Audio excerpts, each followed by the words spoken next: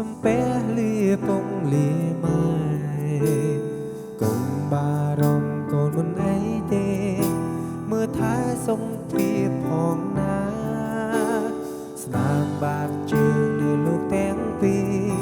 ធ្វើជាអាវក្រុងកាពីមានអាសន្នក៏ពីវេនីគុណម៉ែគុណពងរក្សា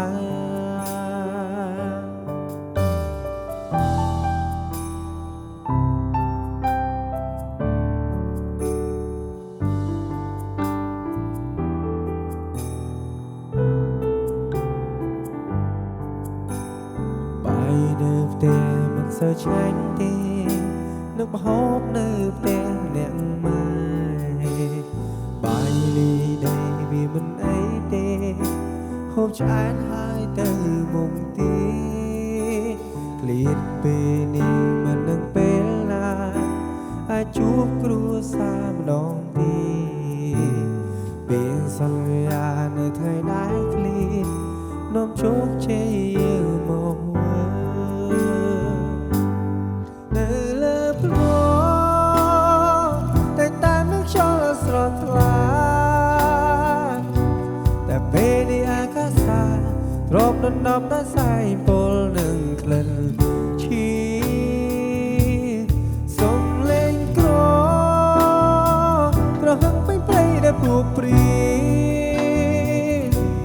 ស៊ូកាពីពូឈៀនពេលក្នុងនាមទាឈៀងសវ៉ាលោកធរណី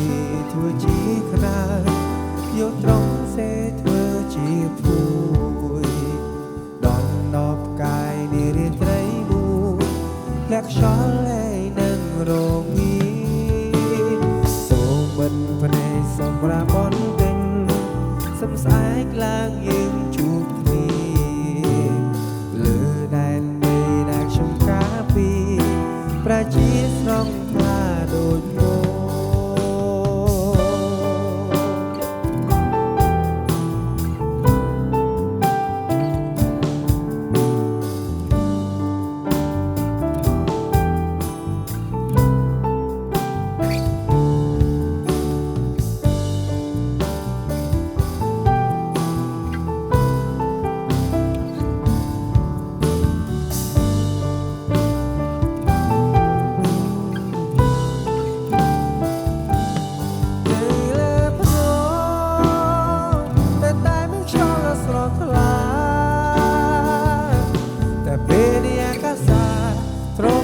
ដល់សាយពលនឹងក្លិន